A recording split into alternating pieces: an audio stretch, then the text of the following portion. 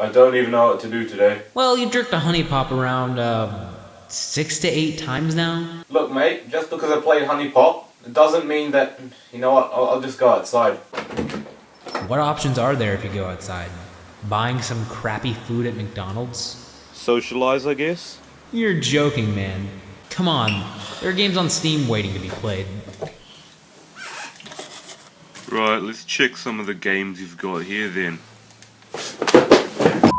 Mr. Bobley. Beats Mickey D's in beating off to barely legal anime girls. Does it now? Hey man, I don't really care. I don't really know who you are, and I'm not convinced the average viewer of this video will really know that either. Also, what am I losing by buying this game? Your innocence.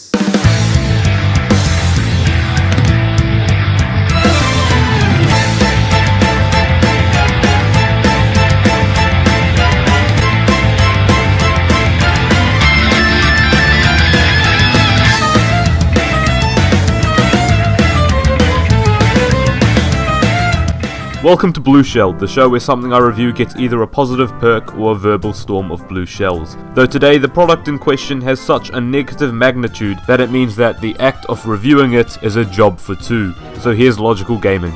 Yep, and I have a bit of a question. Why is this show called BLUESHELLED anyways? Do you just want your friends, family, and acquaintances to be enraged by memories of your past misdeeds? Yo man, this is a co-op review. You're meant to be supporting me, not roasting me. Oh dang, yeah, dude, I feel you. Yeah, that makes sense. You know, maybe I should just introduce myself properly to your viewers by saying that I have a channel of my own, which, BT dubs, you can check out my shit by clicking the annotation on screen or by checking out the link in the description. Thank you for your support. Shut up.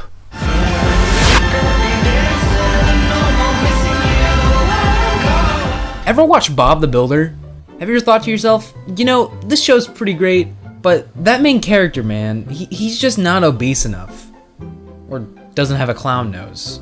Or isn't in a video game. Well then, check this shit out, M9. Now your dreams have been realized. The Adventures of Mr. Bobley is a 3D platform adventure game published by Black Shell Media on Steam and released... Hang on a second. Black Shell. That sounds like it could be an evil version of BLUESHELLED. This episode is basically going to be BLUESHELLED versus Black Shell. Jets versus the Sharks! Though the actual game itself was developed by Jan Žižka. Jan Žižka? The famous Czechoslovakian/Hussite war hero? I mean, it could be a coincidence that the developer has the same name as a historic Civil War leader, but actually, maybe it isn't a coincidence. The war general who had his skin turned into a drum has now picked up game developing as a career. Who knows what other generals followed the same career path? Maybe Winston Churchill spent his spare time programming games for the Nintendo Famicom. Oh, Jan has made more than just the misadventures of Roly-Poly over here. No.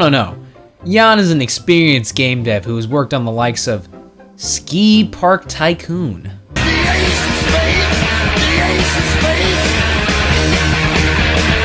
Gross.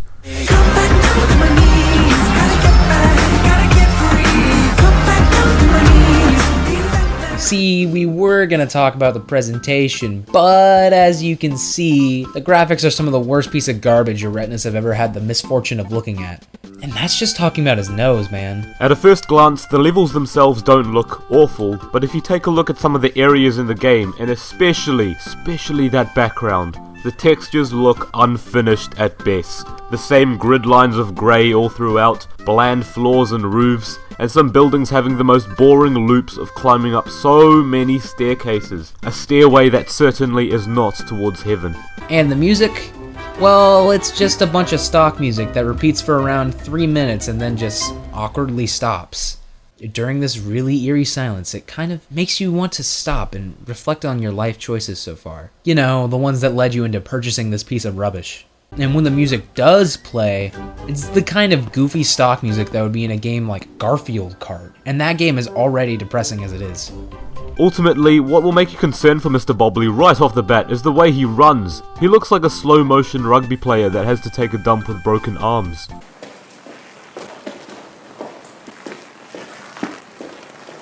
If you press spacebar, Mr. Bobley collapses into a roll and looks like he's having an existential crisis.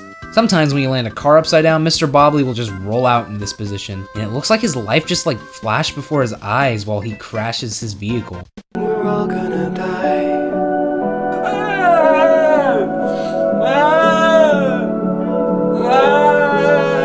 Using this very sad and lonely looking roll, you head down pipes or heck, even off buildings. Because apparently when you fall from a huge distance it kills you, but when Mr. Bobley rolls off a building he's invincible and doesn't die. This guy would make a great suicide pilot. There's one part of the game that features a pipe that you can roll down, but at the end of this pipe you seem to be stuck and you can't get out. You're literally frozen in place and you can't do anything for a few seconds until the game just straight up tells you that you're stuck in this pipe and resets the level for you. What was the point of putting that pipe there? A random pipe that you can get stuck in if you roll down to it? It's just a prank, bro. It's just a prank. Getting stuck in a pipe prank. Gone wrong. Gone sexual. The main appeal, I say that loosely, of this game are the puzzles, I also say that loosely, which you have to solve using the various equipment that's just lying around. Now this sounds cool at first, using construction equipment and vehicles to solve puzzles, but it's really the way that this game goes about them that makes this game fall flat. Why is this Butterball solving puzzles? Because he gets paid to? Trying to get to higher and higher buildings by moving cranes around to form paths, and using a forklift to move boxes that you climb up onto to get over a fence. Maybe because he's dodging work all the time, that's why the whole game looks unfinished, because he has yet to complete building the landscape. As you would expect with a game cobbled up in Unity like this, the controls are just dreadful. Man, that sure is a popular trend for Unity-based games that have the name Bob in the title. There's this bit near the beginning that requires you to jump on these pillars, and to do that, you actually have to click on the pillars to jump there, which doesn't seem bad at first. What's awful is that if you move the mouse after clicking, Mr. Bobley changes his mind mid-air and just completely misses the platform. But if there's one big issue with this game, it's the fact that everything is just so painfully slow. Moving around already feels time consuming. I mean, just look at Bobley. He looks like he's struggling himself. But the vehicle control in this game will make you want to give up. Look how slow this wrecking ball travels. Miley Cyrus could ride this from one side of the building to the other, and by the time she got off, she'd be 80. Every vehicle, contraption, or even button that this bulging buffoon touches is just so painfully slow. It can add literally hours to your playtime waiting on your equipment to actually work. Come on. Come on. Ugh, just please, just hurry up already. Why am I playing a game to escape reality when reality is actually way more interesting than a heavyset fellow driving around a forklift that is about as fast as a snail eating a 25-ounce steak? The amount of time it takes for the forklift to lift the box, like, honestly, my auntie's internet is faster, to be honest, and she's still using a dial-up modem. The crane controls aren't much better. I spent 25 minutes placing a beam down to use as a bridge. Trying to find the right place on the beam to latch onto is a treasure hunt with no reward. When you try placing it to make a bridge between these two buildings, it's likely that the beam will just fall, because you either can't place it correctly, or this game's physics are so slippery that everything just slips and falls. When trying to drive this dump truck full of concrete, brick, and balls, they all just slip out immediately when you move the truck a few feet ahead. It doesn't look like they should fall out. This truck looks like it should be able to hold them well, but no, not at all. And the button that dispenses them, oh my goodness, you have to click the speech bubble that appears, but when you do it, Mr. Bobley moves slightly in the direction that you clicked, and if you move too far away, the speech bubble disappears, so you have to move back. Why can't Mr. Bobley just stay where he is? Is the sound of a mouse clicking on the speech bubble making him so anxious he has to move around nervously away from the switch? It can sometimes take a couple minutes to press this button. It's probably one of the most tedious things I have ever experienced in my life. Mate, you want to talk about tedious? There's this one puzzle where you have to use a crane to get over this fence, but neither of us could figure out this rubbish, so we had to take a chair from one of the other rooms, right? Well, you can't just pick it up. Oh no, that would be too easy for this game's standards. We would have to push this chair and kick it around while having to deal with this crappy physics engine.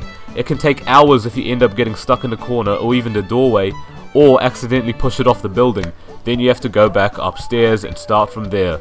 I mean, if we had to resort to that just to move on, that's pretty sad. Imagine trying to push a chair Mr. Bobley style.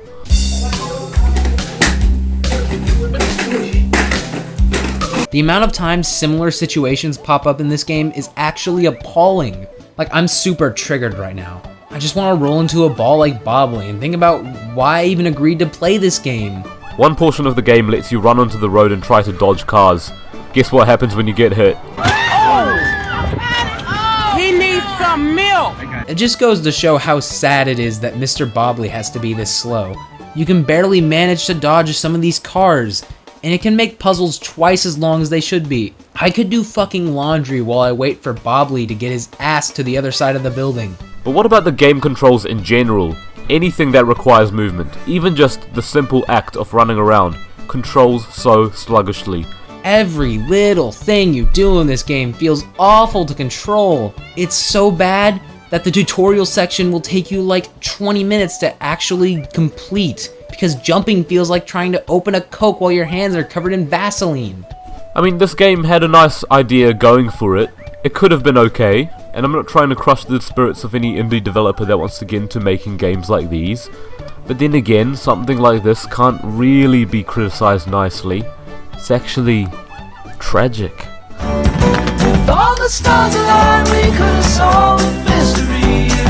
Alright, let's just get this over with and see what rating this game gets.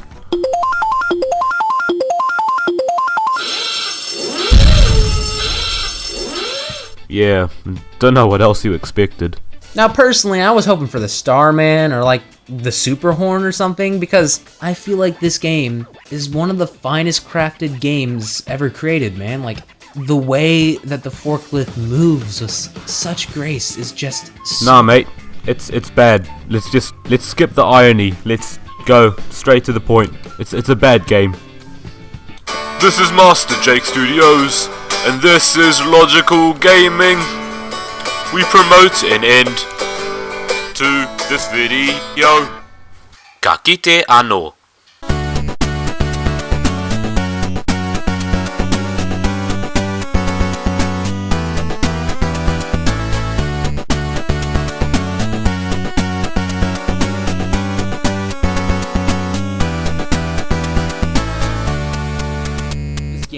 This game would be decent if the developers actually put time and effort into it. But no! They're too busy with their Let's Plays and their trading cards. When you die in this game, it doesn't feel like it's your fault. It feels like the devs let you down. Every single challenge... During gameplay, you can see score from top right. Well, this is important, so write it down now. Oh, what? I wasn't ready to write notes. What? Are we having a test as well? You'll achieve more score if you got a lot of wow. Oh, don't worry, Tisha. I've got a lot of wow. Never play till your head...